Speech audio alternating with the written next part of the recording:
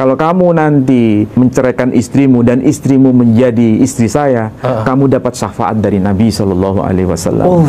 Dan istrimu akan melahirkan benihnya Nabi Shallallahu Alaihi Wasallam. Dan orang tuanya semua akan mendapat syafaat dari Nabi Shallallahu Alaihi Wasallam. Itu rela dia menceraikan istri. Rela. Ane turunan Nabi, ente punya istri, cerai, nanti ane kawinin, ente masuk surga. Ada Profesor Manahem Ali beriwayat, ada seorang kiai istrinya cantik jelita. Tahu istrinya satu atau dua saya nggak tahu itu. Yang jelas dia istrinya cantik. Datang Habib, suruh dicerai istrinya. Kata si Habib, kalau engkau cerai istrimu lalu aku nikahi istrimu, maka engkau akan dapat barokah, dapat syafaat, masuk dalam surga. Na'udzu. Apakah yang model begitu betul turunan Nabi? Jawab. Apakah orang yang datang ke rumah kiai minta uang 40 juta itu turunan Nabi? Apakah ada orang yang menghina orang lain itu turunan Nabi? Orang yang mulutnya selalu mencaci maki Presiden Indonesia dengan alasan-alasan PKI, alasan antek asing, ijazah palsu, apakah orang semacam itu pantas jadi cucu Nabi apa tidak? Dia cucu Nabi bukan? Dari jalur laki-laki semua sampai baginda Nabi sampai Sayyidina Husain, maka haplogrupnya harus J1, sedangkan keluarga Habib Rizik, keluarga Habib Bahar, keluarga Habib Taufik Segaf, keluarga Habib Lutfi bin Yahya, semuanya sudah tes DNA dan bukan keturunan baginda Nabi besar Muhammad sallallahu alaihi wasallam. Ama Roma Irama marah juga. Roma Irama sampai ditelepon marah. Kata Roma Irama, siapa lu negur-negur gue?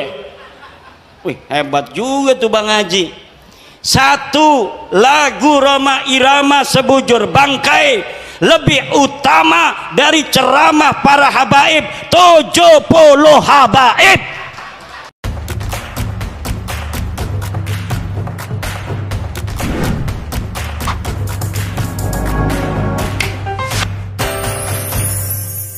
Ambil contoh ya, ini bukan penelitian filologi, ini penelitian sosiologi.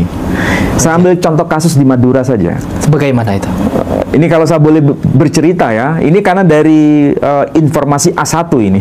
A1. Di kalangan masyarakat Madura sendiri, bahkan kiai sendiri yang cerita ke saya. Jadi ini bisa dipertanggungjawabkan? Bisa dipertanggungjawabkan. Kalau saya disuruh, mana orangnya saya tunjukkan, tapi bukan di forum ini. Siap. Nah, tafadhol. Di Madura itu sudah biasa. Maksudnya biasa dalam hal apa ini? Begini, Madura itu memiliki karakter yang menjunjung tinggi marwah. Bila ada istrinya diganggu oleh orang lain, maka sang suami itu rela untuk mati, yang disebut dengan carok gitu kan. Iya. Ya, saya kira Madura, Mas Pros kan orang Madura. Itu harga diri kan? Harga diri. Jangankan diambil, diganggu saja, itu sampai lebih baik nyawa putih tulang, ya kan? Bener. Artinya rela mati dengan carok itu. Tapi karena ada seseorang misalnya mengaku Habib, dan memang wajahnya itu wajah Arab mengaku Habib. Dia mengaku ya. Ada suami istri misalnya. Suami istri nih. Kemudian si Habib ini misalnya meminta istrinya. Istri orang dalam arti diminta, ingin dinikahi. Maka sang suami ini mau menceraikannya dulu, setelah itu menikah sama ini. Dengan alasan apa? Kalau kamu nanti menceraikan istrimu dan istrimu menjadi istri saya, kamu dapat syafaat dari Nabi Shallallahu Alaihi Wasallam. Dan istrimu akan melahirkan benihnya Nabi Shallallahu Alaihi Wasallam. Dan orang tuanya semua akan mendapat syafaat dari Nabi Shallallahu Alaihi Wasallam. Itu rela dia menceraikan istri. Rela. Ini bukan satu kasus, dua kasus, banyak kasus. Astagfirullahaladzim. Sampai seperti itu. Saking kuatnya doktrin ya Ustaz. Dan kalau misalnya itu terjadi, nggak ada beban itu mau carok atau tidak, nggak ada beban. Gak ada beban. Karena apa? Mengaitkan dengan Nabi kita. Nabi Shallallahu Alaihi Wasallam. Dan yang lebih membuat kita miris hati, Miris, betul. ternyata perempuan-perempuan yang diminta itu cantik-cantik. Iya, kalau gak cantik gak mau mereka. Itu problemnya. Iya. Jadi masalahnya ini masalah sosial juga. Bukan cuma masalah Bukan soal agama. masalah agama saja. Itu sudah masuk Masalah sosial. persoalan sosial. Saya kira kalau saya bicara seperti ini, banyak orang yang mengaminkannya. Karena kalau mereka melihat fakta, memang begitu. Ya Allah. Jadi jangan kita alergi dengan fenomena sosial yang di kalangan Madura itu memang ada. Seperti Memang itu. ada, ya? Ada. Luar biasa, luar biasa. Ini bukan saya mengatakan, Mas Pras ya. Iya. Saya dari A1, kiai yang ada di Madura juga. Jadi Ustadz Ali sudah memiliki data ini itu valid. Mau apa? Ya, mau apa? Jadi Di yang sini. dijadikan acuan itu syafaat. Ya, Syafaat. Jadi suaminya, yang mantan suaminya itu akan dapat syafaat dari Nabi. bahkan bukan cuma hal itu, Ustaz. Orang yang sudah mati dalam kondisi fasik, bisa mereka tanggung masuk surga? Wah, Gak perlu dijawab ya, deh. Iya, saya menyaksikan itu. Menyaksikan, Ya. Sampai di titik itu kita didoktrin. Padahal itu menyalahi Al-Quran, menyalahi As-Sunnah. Melangkahi Nabi kalau perlu. Nah itulah yang membuat saya kadang-kadang merasa prihatin. Kalau ini tidak ada yang bersuara, lalu siapa lagi? Iya. Jadi di sini kita ini ya teman-teman, terkhusus Profesor Manahim Ali, di sini beliau sebagai seorang yang memiliki data, ya, memiliki kemampuan untuk membedah sesuatu dengan secara ilmiah. Ini pasti tidak boleh dipatahkan hanya dengan sekedar opini ya. Oh, tidak boleh. Harus dengan data Harus juga. dengan data. Harus dengan data. Kalau kalian merasa sayang, nih pertama sayang kan Ustadz ya, sayang kepada habaib yang kalian anggap itu sebagai orang yang luar biasa lah keilmuannya.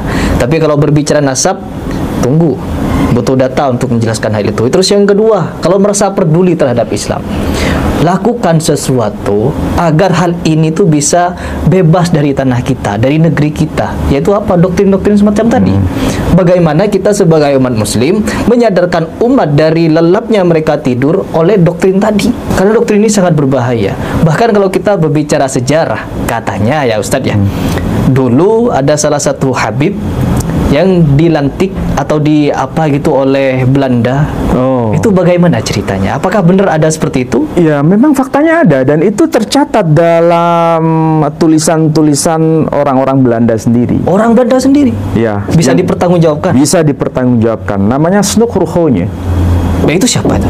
Itu seorang ahli filologi juga. Filologi juga? Ahli filologi. Tapi dari Belanda? Dari Belanda. Dia gimana? Menuliskan apa dia? Dia mengatakan bahwa yang namanya Habib Utsman bin Yahya itu Utsman bin teman Yahya. dekatnya. Teman itu dekatnya? teman dekat Yang tadi Belanda itu? Snoek Ruhonya. Itu dia nuliskan apa Ustaz? Ya, berkaitan dengan dia berhak untuk dilantik menjadi seorang mufti di Batavia dan mendapatkan gaji besar oleh Belanda.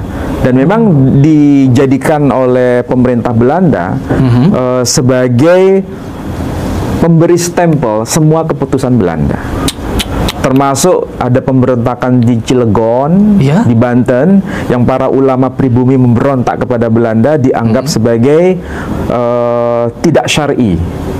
Oh, Sampai seperti itu. sampai seperti itu. Iya. Dan itu fakta real, ada itu. Iya. Dan ada buku atau kitab yang ditulis oleh beliau Ngeri. menyebutkan nama khas Cilegon dan orang yang memberontak, siapa memberontak kepada pemerintah Belanda, Iya. maka dianggap sebagai keluar dari syariah. Sampai seperti itu. Berarti mereka yang syahid membela tanah air menentang Belanda ya. Mereka kafir. Biasa tidak mengatakan begitu. Tapi kan Tapi kenyataannya faktanya ngarah ke begitu, situ kan? iya. Sampai seperti Sampai itu. di titik itu. Iya. Dan ini Habib bin Iya. Yahya. Bin Yahya. Marganya jelas bin Yahya. Bin Yahya ya. Iya. Ini bukan omong kosong ya teman-teman, datanya ada dan Dan Profesor kitabnya ada yang sampai sekarang berada di tengah-tengah kita ada. dan kalian bisa baca loh. Iya kan? Manhaj al-Istiqomah, judul kitab. Judul kitabnya. Silahkan beli, silahkan cari biar kalian Murah tuh- bukunya itu, cuma 10.000 kalau nggak salah. Berarti kecil. Tipis, bukunya tipis. Tapi di situ tertulis peristiwa pemberontakan Cilegon yang melawan Belanda itu dianggap melanggar syari. Ada. Itulah sebabnya pemerintah Belanda memberikan kewenangan kepada Habib Utsman bin Yahya untuk menjadi mufti Batavia. Sampai diberikan gelar ya? Iya, sampai diberikan gelar. Tapi kalau bukan hanya gelar, tapi juga diberikan uang. Ada 100 gulden kalau tidak keliru per bulan. 100 gulden. Itu berapa kalau dirupiahkan? Wah, itu harus dihitung-hitung lagi.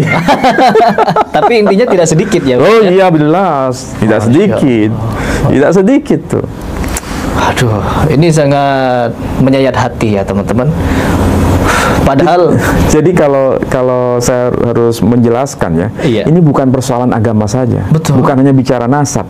Ini bicara mengenai keadilan. Ini bicara mengenai sosial. Bahkan kemerdekaan. Iya. Kita nggak boleh ada perbudakan ya. Nah, tapi sekarang perbudakan spiritual itu luar biasa.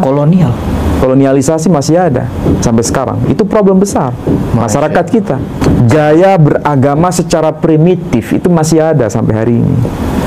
Bukankah kita ini mengaku sebagai manusia modern? Betul. Tapi gaya beragama secara primitif itu masih terulang dan terus terulang. Dan masih dilakukan sampai sekarang. Sampai sekarang. Siapa yang harus bersuara? Kalau bukan kita. Kalau bukan orang-orang yang punya kepedulian persoalan itu. Kalau semua orang diam, ini akan terus-terusan dikonsumsi oleh publik. Ini tentang Aqsal Madinah. Jadi zaman dulu ceritanya begini. Nabi Isa diutus oleh Allah menjadi nabi dan rasul untuk menyebarkan tauhid la ilaha illallah. Tidak ada Tuhan selain Allah. Kemudian Nabi Isa mempunyai murid. Muridnya ini diutus ke sebuah kampung untuk menyebarkan agama Islam. Muridnya ini 3. Kemudian ditolak oleh orang kampung. Tapi alhamdulillah di kampung itu ada rajulun yas'a. Siapa? Rajulun yas'a ini menurut Syekh Nawawi At-Tanara Al-Bantani di dalam kitabnya Marah Labid atau yang dikenal dengan Tafsir Munir, namanya Habibun Najjar. Siapa namanya? Habib An-Najjar. Habib ini Habib asli pakai shad. Ini Habib pakai Habib An-Najjar, namanya Habib. Diutus 3 utusan oleh Nabi Isa, ditolak oleh orang kampung. Tetapi di kampung itu ada seseorang yang adanya di pojok, kemudian mengajak orang kampung itu untuk menerima utusan Nabi Isa. Qala ya qaumi ittabi'ul ittabi'u man la yas'alukum ajraw wa hum. Ikuti ini 3 utusan. Al-Mursalin, kata Syekh Nawawi di dalam Tafsir Munir, Al-Mursalin itu alladzina adharud dalila wa awdahu lakumus sabila. Orang-orang yang membawa dalil. Habib An-Najjar mengajak orang-orang kampung Intaqiyah untuk mengikuti orang-orang yang membawa dalil. Man adharu alladzina adharud dalil wa awdahu lakumul sabil. Orang-orang yang memberikan dalil, orang-orang yang menjelaskan jalan. Kalau ada orang yang berbicara tentang kebenaran, dia membawa dalil, pegang. Kalau ada orang datang membawa kebenaran tanpa adanya dalil, tolak. Wala taqfu ma laysa laka bihi ilmun. Jangan kau ikuti apa-apa yang kamu tidak tahu dalilnya.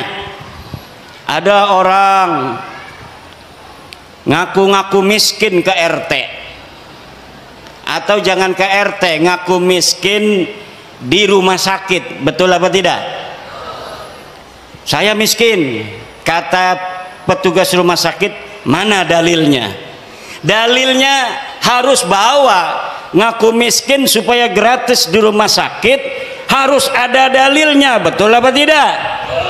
Dalilnya adalah surat keterangan RT, RW, kecamatan, dan dinas sosial atau dinas kesehatan bahwa dia adalah orang, maka bisa gratis di rumah sakit. Pak, saya nggak mau bayar Pak, orang miskin. Mana dalilnya?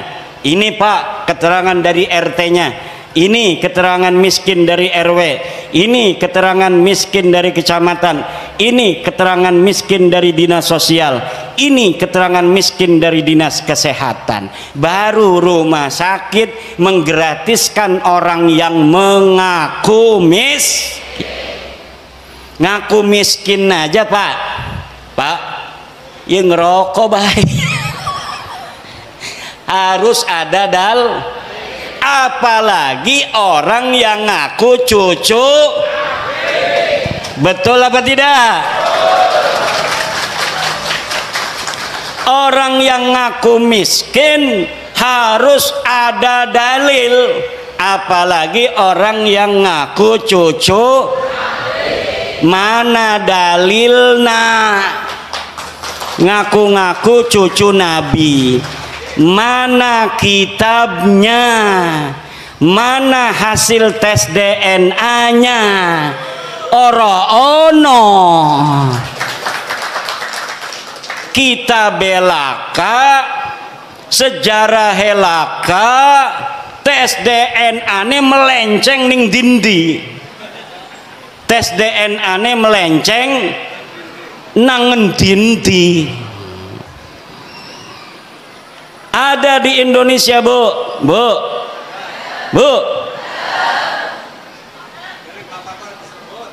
Di Indonesia ada orang ngaku cucu Nabi. Dalam tubuhku mengalir darah Rasulullah. Datang ke kiai, minta duit 40 juta. Baru saya dapat ini apa namanya, sebuah testimoni dari kiai di Purbalingga, bukan Purbalingga, di Banyumas. Ada kiai diparanin oleh seorang yang ngaku cucu Nabi. Yang ngaku cucu Nabi namanya Habib. Apa namanya? Habib. Nama klannya keluarga Baklawi. Keluarga apa? Baklawi. Dia minta uang 40 juta. Dulu-dulu katanya biasanya langsung dikasih kalau lagi punya. Kalaupun tidak punya uang, maka akan dicarikan uangnya untuk Habib, orang yang ngaku cucu Nabi, dengan harapan mendapatkan barokah dan syafaat dari baginda Nabi. Tapi kiai ini sudah dengar, ada di Banten namanya Imaduddin Usman, sudah meneliti bahwa para habib-habib yang ada di Indonesia yang ngaku cucu Nabi ini ternyata bukan keturunan Nabi. Saya yang meneliti itu, bahwa Habibku ada Habib Rizik Sihab, Habib Bahar Smith, Habib Topik Segap, Habib Lutfi Yahya. Itu semua namanya keluarga Baklawi. Keluarga siapa? Baklawi. Saya sudah teliti seteliti-telitinya berdasarkan kitab-kitab nasab, kitab-kitab sejarah, hasil tes DNA, bahwa mereka dengan pasti mustahil sebagai keturunan baginda Nabi besar Muhammad sallallahu alaihi wasallam. Tidak terima, silahkan undang saya untuk berdebat. Kalau tidak terima, mana ente punya dalil? Kalau tidak terima, mana hasil tes DNA ente? Saya sudah tahu hasil tes DNA dari Habib-Habib ini. 180 orang di Yaman sudah tes DNA dan hasilnya haplogrupnya G. Sedangkan keturunan Nabi Muhammad semuanya di Arab Saudi, di Yordan, di Maroko, haplogrupnya J1. Kalau ada orang yang mengaku keturunan baginda Nabi besar Muhammad hari ini dari jalur laki-laki semua sampai baginda Nabi sampai Sayyidina Husain, maka haplogrupnya harus J1. Sedangkan keluarga Habib Rizik, keluarga Habib Bahar, keluarga Habib Taufik Segaf, keluarga Habib Lutfi bin Yahya, semuanya sudah tes DNA dan bukan keturunan baginda Nabi besar Muhammad sallallahu alaihi wasallam.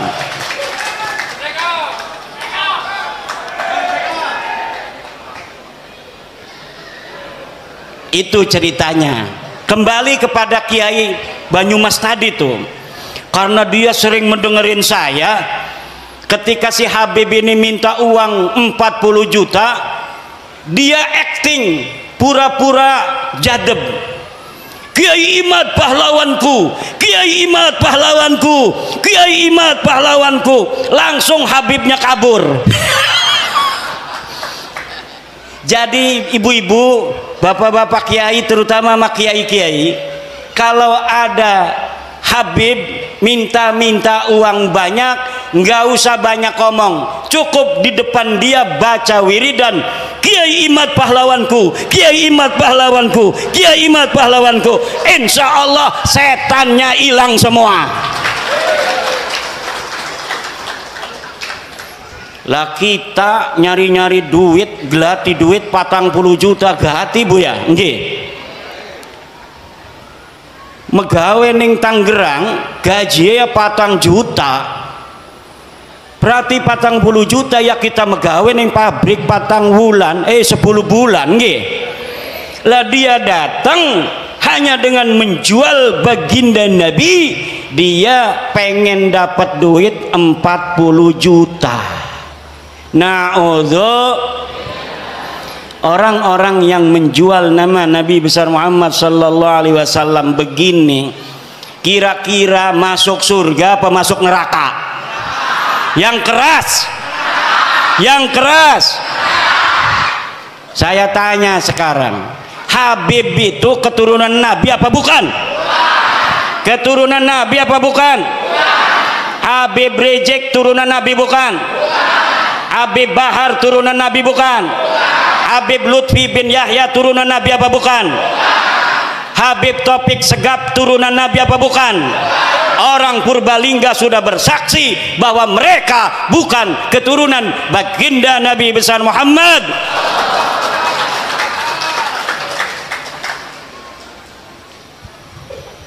Ibunda Khadijah Al-Kubra akan tersenyum kepada orang-orang Purbalingga. Sayyidatuna Fatimah Az-Zahra akan berbahagia kepada orang Purbalingga.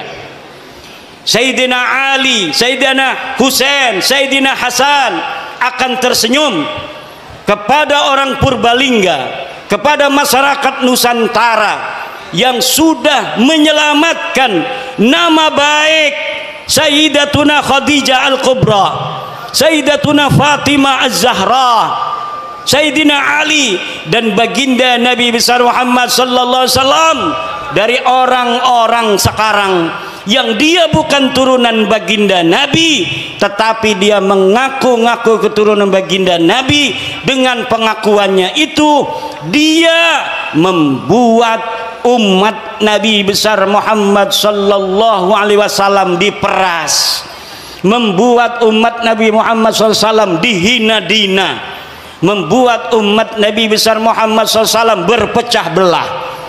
Orang-orang semacam ini dari sisi ilmu nasab bukan turunan Nabi, dari sisi ilmu sejarah bukan turunan Nabi, dari tes DNA bukan turunan Nabi, dari akhlak ba'id jauh dari keturunan Nabi.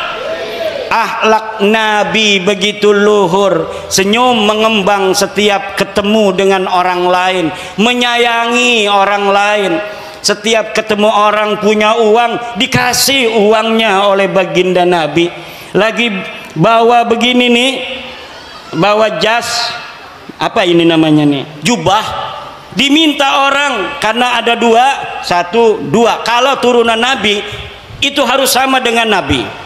Kalau lagi bawa jubah, beb, jubahnya satu buat aneh, langsung dikasihin. Itu ciri-ciri daripada turunan.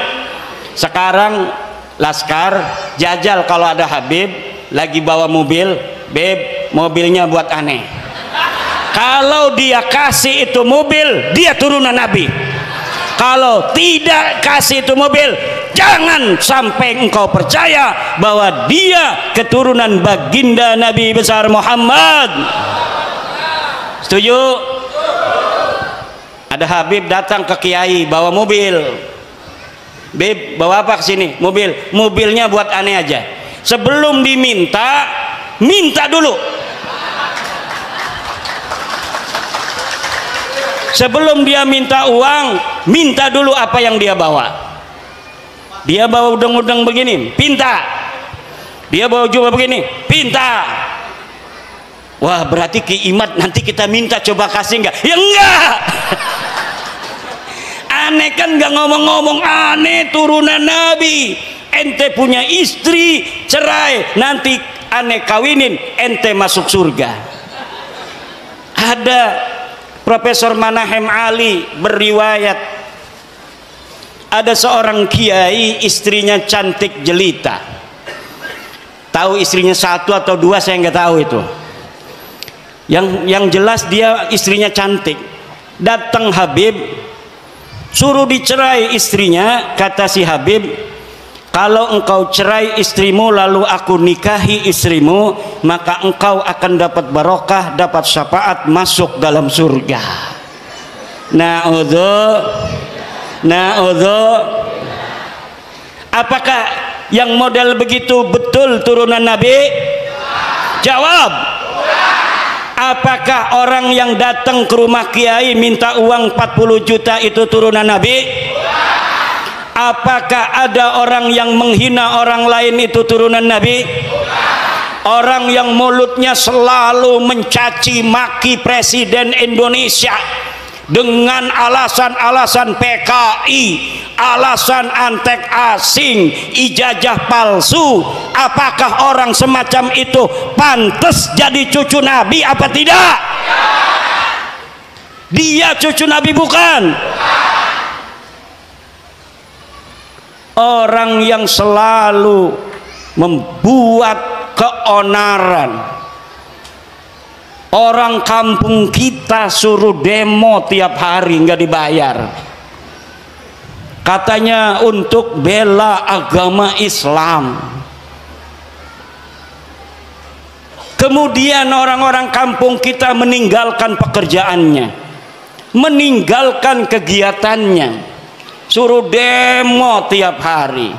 Dia yang dapat duit, orang-orang kampung kita yang kerjaannya acak-acakan, ekonominya murat-marit, istrinya muring.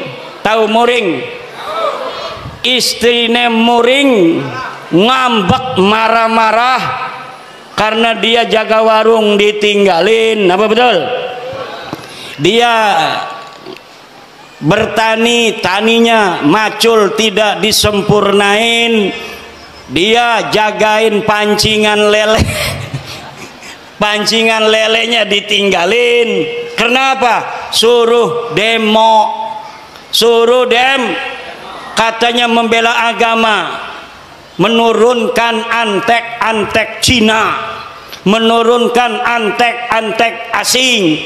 Tapi ternyata perjuangan mereka semata-mata bukan untuk agama, bukan untuk rakyat, bukan untuk bangsa, tetapi untuk tingginya nama mereka sendiri dengan mengorbankan putra-putri Indonesia agar masa depannya acak-acakan, tetap miskin, melarat, tidak punya pekerjaan.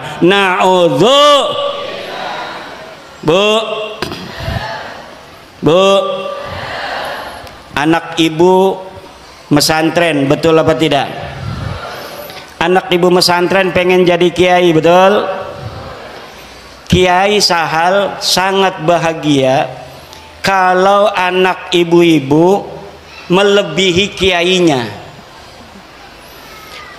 Makanya saya bikin syair, ya Rabbi bil khalil iftah kulla talibina waj'alhum khairan minna wa khairal umami. Ya Rabbi bil khalil iftah kulla talibina waj'alhum khairan minna wa khairal.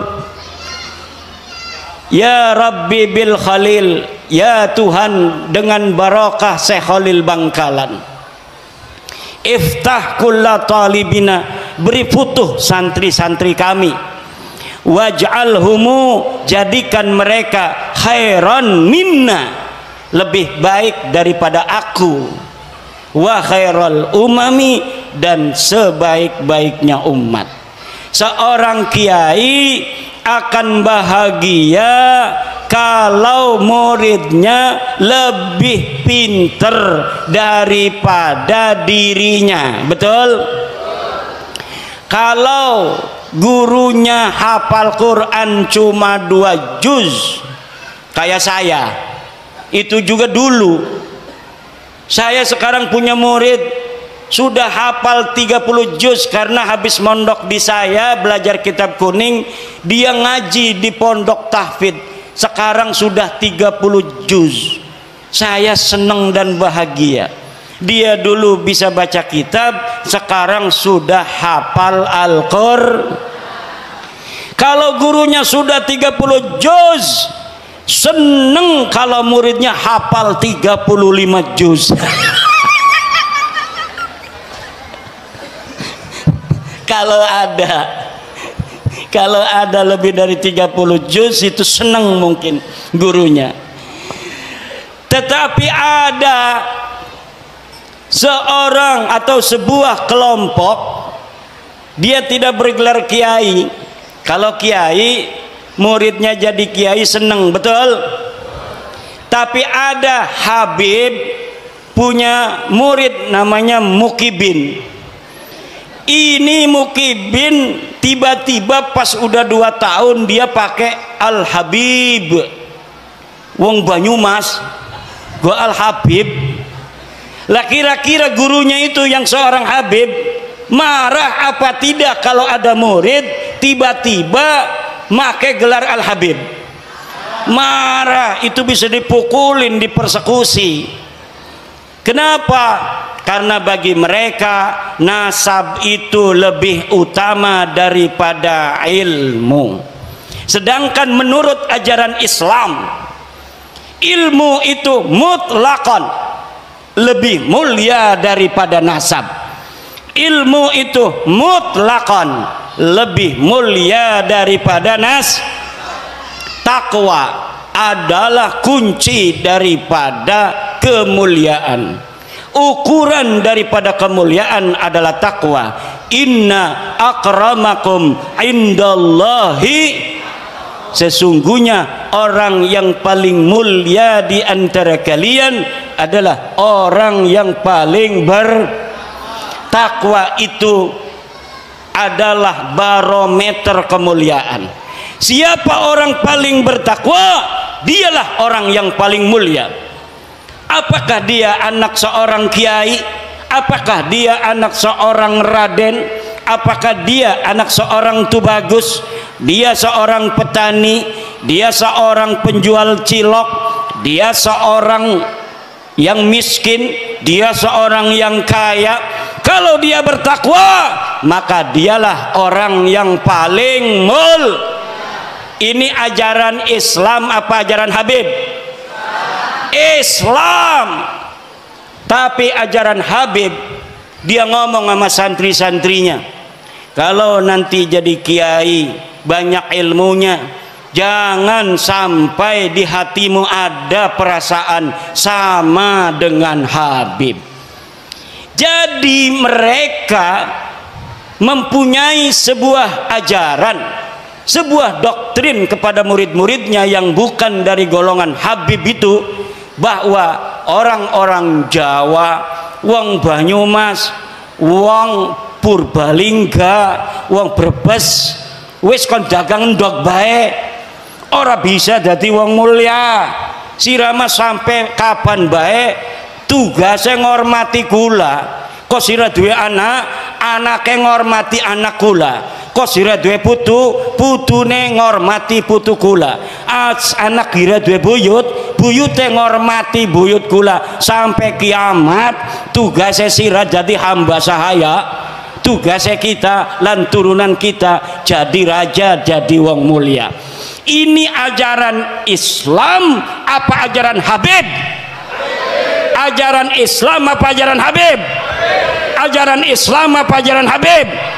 Ajaran Islam, siapa saja dia, dari siapa dia dilahirkan tidaklah penting, tetapi yang penting bagaimana dia nanti menatap kehidupan. Kalau dia belajar kemudian pintar, dia bisa jadi presiden di Indonesia walaupun dia hanya anak petani dari Purbalingga.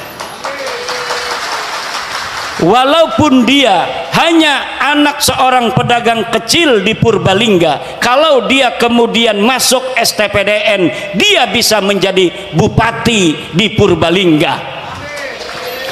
Siapapun dia, walaupun dia hanya anak seorang yang mencari limbah, pemulung, tapi dia kemudian masuk TNI, dia jadi jenderal, kemudian dia menjadi panglima TNI, itu adalah ajaran Islam. Dia bisa jadi jenderal, dia bisa menjadi AKBP, dia bisa menjadi kolonel, walaupun hanya anak seorang petani yang tidak punya sawah. Petani nyambut tapi abai nyelengi be, alhamdulillah duite gena sekolah ning Akpol, duite sekolah ning Perwira, akhirnya jadi jenderal. Maka di dalam ajaran Islam dan ajaran Pancasila tidak dinilai dia dari keturunannya, tapi dinilai dari prestasinya. Ini ajaran Islam sesuai dengan ajaran Pancasila. Tapi ajarannya rasis, Kabib, lamun uang dudu turunan Kabib, uang lanang ora bisa ngawin turunan Kabib. Kenapa ora bisa? Karena kita mah turunannya Nabi. Jere siapa sira turun Nabi? Jere bapak kula.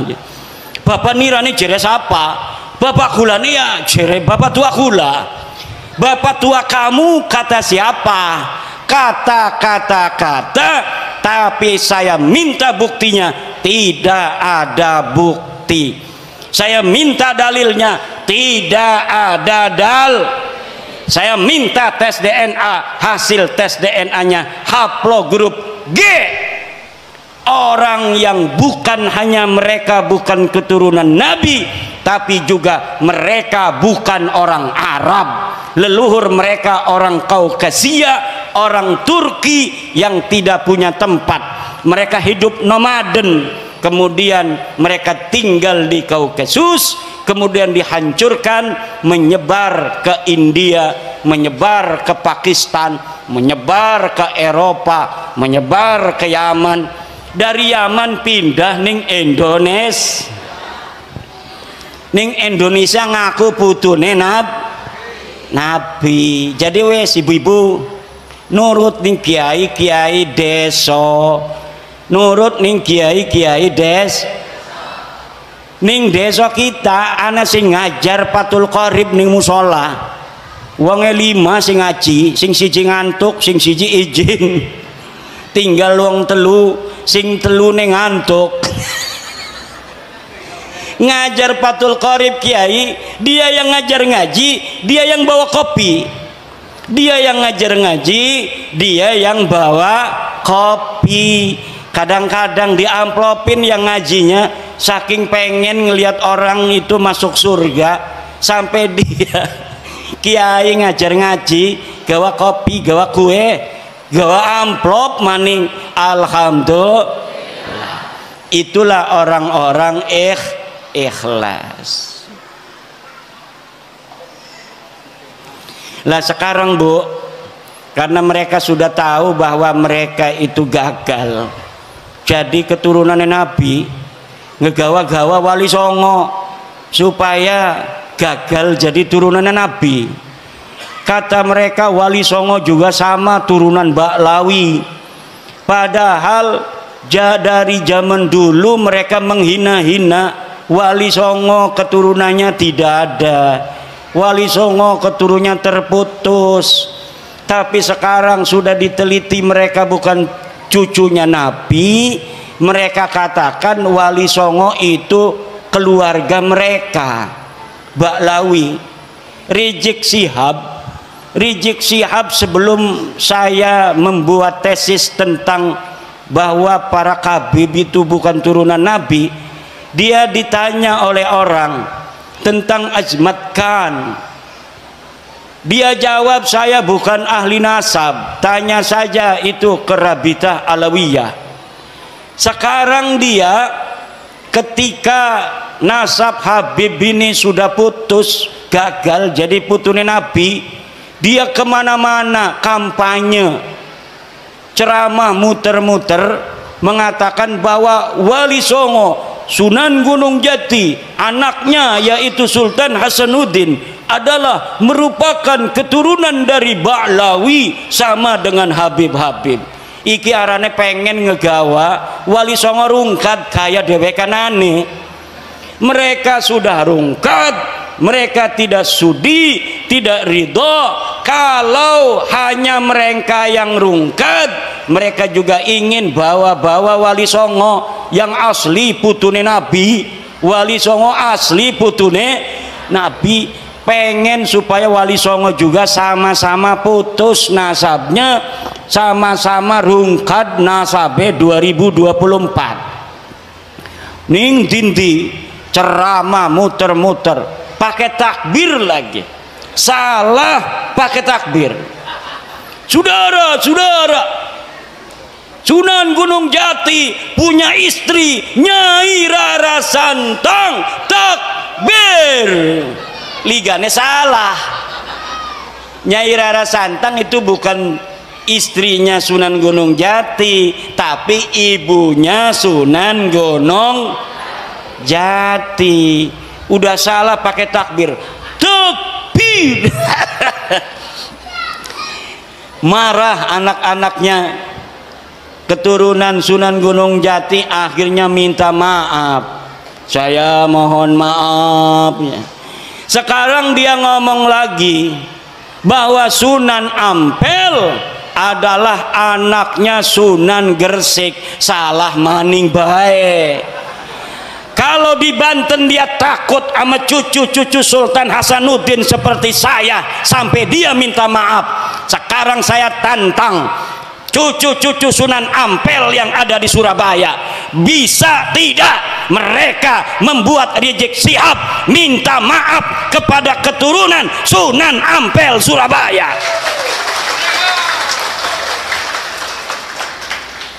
Kalau sama Sultan Hasanuddin Sunan Gunung Jati dia sampai minta maaf, sekarang orang Surabaya kalau dia tidak minta maaf atas kesalahannya itu dengan mengatakan Sunan Ampel anaknya Sunan Gresik, padahal Sunan Ampel anak daripada Ibrahim Asmoro, maka berarti keturunan Sunan Ampel yang ada di Surabaya tidak dianggap oleh Rizik Syihab seperti turunan Sunan Gunung Jati Syarif Hidayatullah. Coba mana eta turunan Sunan Ampel di dia? Tuntut suruh minta maaf. Bukan bapaknya Sunan Ampel, Ibrahim Asmoro Kondi. Kalau Sunan Gresik itu Maulana Malik Ibrahim. Harus minta maaf. Semakin ngomong semakin banyak salahnya dia. Karena apa? Bukan ahli nasab, nggak ngerti nasab, maksa-maksain bicara nasab. Saking marahnya sama saya, marah bener sama saya itu. Saya sejak kecil jadi cucu Nabi, masa mau mati jadi mantan cucu Nabi? Yang bener aja. Ama Roma Irama marah juga. Roma Irama sampai ditelepon marah. Kata Roma Irama, siapa lu negur-negur gue? Wih, hebat juga tuh Bang Haji. Bang Haji Roma kenal, Bu? Bu, kenal nggak Bang Haji Roma? Yang nyanyi apa contoh lagunya? Sebujur Bangkai. Satu lagu Roma Irama Sebujur Bangkai lebih utama dari ceramah para habaib 70 habaib. Satu lagu Sebujur Bangkai Roma Irama lebih mulia dan lebih manfaat bagi umat Islam daripada ceramah 70 habaib.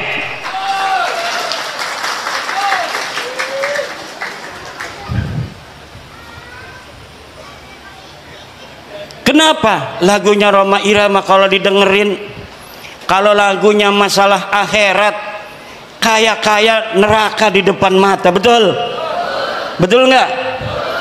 Kalau lagi nerangin masalah keindahan surga, kaya-kayanya surga ada di depan mata. Kalau lagi menerangkan istri salehah, Masya Allah pengen nambah lagi. Setiap keindahan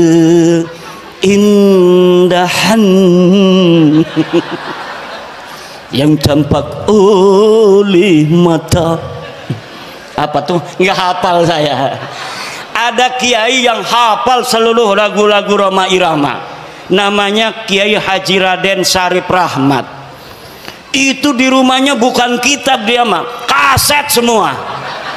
Masya Allah, padahal hafal Quran, pinter baca kitab kuning, tapi ngefan banget sama Roma Irama sampai dia mengatakan bahwa Roma Irama adalah waliyun min auliyaillahi ta'ala. Roma Irama adalah waliyun min auliyaillahi ta'ala. Coba kita lihat, umurnya sudah 80 tahunan, tapi ketika mendengar tentang tesis saya, dia ingin menelusuri, dia ingin meneliti. Kemudian sekarang dia mempunyai keyakinan bahwa para habib ini bukan keturunan baginda Nabi besar Muhammad sallallahu alaihi wa alihi wasallam. Kalau orang siapa saja yang masih ragu-ragu di hatinya, takut kewalat, maka lihat sebelum ayat Aqsal Madinah, qalu inna tatayyarna bik, bahwa orang-orang yang membatalkan nasab Ba'lawi dia akan kewalat, maka saya katakan ta'irukum ma'akum, kamu yang akan kewalat karena kamu telah mengaku duriah Nabi, tidak punya dalil. Aku Imaduddin Usman membatalkan nasab kamu dengan dalil-dalil. Ini dalilnya dari kitab nasab, mulai abad kelima, 6, 7, 8, 9, tidak ada leluhur kamu disebut, dicatat sebagai keturunan baginda Nabi. Ini kitab sejarahnya, mulai dari abad keempat, 5, 6, 7, 8, 9, tidak ada leluhur kamu dicatat dalam sejarah sebagai apapun. baik sebagai ulama maupun sebagai turun Nabi. Tidak ada leluhurmu yang jadi ulama, tidak ada leluhurmu yang jadi wali, tidak ada leluhurmu yang dicatat sebagai keturunan Nabi. Lalu kamu katakan Ubaidillah sebagai imam. Imam dari mana? Kamu katakan Alwi sebagai muhaddis. Muhaddis dari mana? Tidak ada orang yang mencatat di masanya pada abad ke-5, ke-6, ke-7 mereka sebagai ulama, mereka sebagai muhaddis, mereka sebagai turun Nabi. Teu aya, pokok nama teu aya. Ngerti ente? Ya kalau sudah tidak ada dalil, premen maning. Imam tolong si husnudon beje. Ora bisa doraka kita. Asup ke neraka aing. Lamun geus nyaho sia lain keturunan Nabi, tapi orang masih ngomong sia turun Nabi, aing asup ke neraka. Aing mah embung asup ke neraka eta. Aing mah embung asup ke neraka.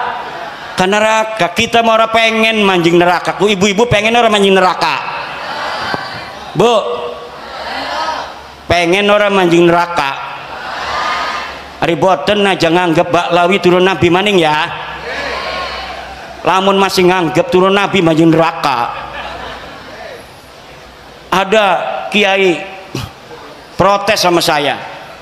Hai Kimat, kenapa pernah mengatakan walaupun ulama-ulama di dunia memfatwakan karena suatu hal Baklawi sebagai cucu Nabi, saya tidak akan terima.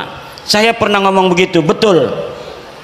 Tapi Pak, lihat kata-kata saya, dengar kata-kata saya. Ada kalimat karena suatu hal.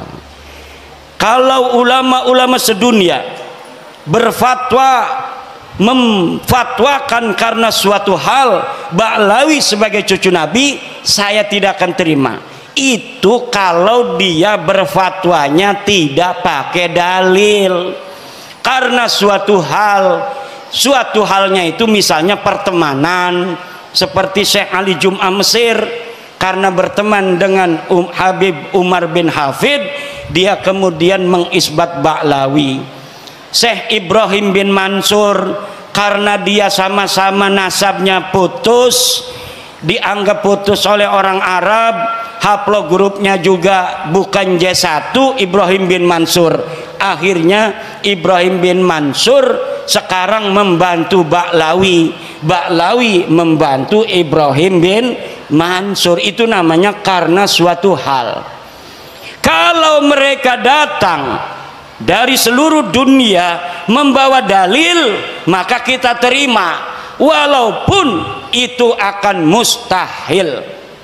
Mustahil ditemukan dalil-dalil tentang ketersambungan Baklawi. Kenapa saya berani mengatakan mustahil? Karena algoritmanya tidak memungkinkan. Kenapa tidak memungkinkan? Karena di abad 9 saya sudah ainul yakin melihat dalil-dalil bagaimana mereka membangun nasab itu di abad 9. Tidak ada sebelumnya. Maka tidak mungkin akan ditemukan dalil di abad ke-8, dalil di abad ke-7, dalil di abad ke-6. Tidak mungkin ditemukan karena algoritma pembentukan fabrikasi daripada nasab mereka hanya baru ada di abad 9. Kalau sampai mereka bawa manuskrip katanya abad ke-6, ke-5, saya pastikan itu manuskrip palsu.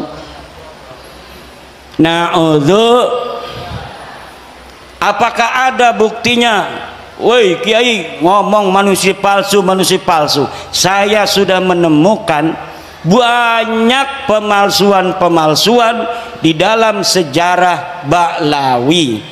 Saya banyak menemukan banyak pemalsuan dalam kitab-kitab Baklawi, seperti kitab Abnaul Imam yang ditulis abad kedua Hijriyah, lalu ditambahin di abad ke-5, kemudian dikatakan sebagai kitab abad ke-5. Padahal kitab itu ditambahin lagi pada abad ke-11, pada abad ke-13. Jadi apa yang tercatat di dalam kitab Abnaul Imam bukan semata-mata abad kedua, bukan semata-mata abad ke-5, bukan semata-mata abad 11, bukan semata-mata abad ke-13, dan bukan semata-mata dicetak pada abad 15 sekarang. Ini baru dicetak. Tetapi dari banyaknya penulis dari satu masa ke masa yang lainnya, tidak ada dibedakan ini catatan dari abad 2, ini catatan dari abad 5, ini catatan dari abad 11, ini dari abad 13. Tidak dibedakan. Kalau kita ngaji kitab Fathul Qorib, ada matan takrib, ada Fathul Qorib. Untuk membedakan matan dan sarahnya itu ada dalam kurung. Kalau yang dalam kurung itu matan, yang selebihnya itu syarah. Tapi dalam kitab Abnaul Imam tidak dibedakan mana karya Toba-Toba, mana karya yang lainnya. Jumlahnya semuanya ada 4 orang, 5 dengan muhakkiknya.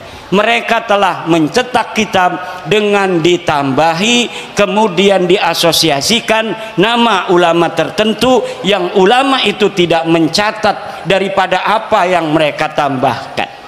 Masih banyak lagi ibu-ibu, bapak-bapak, karena ini udah sore, insya Allah nanti kita akan bisa berjumpa kembali. Kita berdoa, ibu-ibu panjang umur, sehat badan, banyak duit, banyak duit, banyak duit, anaknya soleh solihah, bapak-bapak juga semuanya banyak duitnya.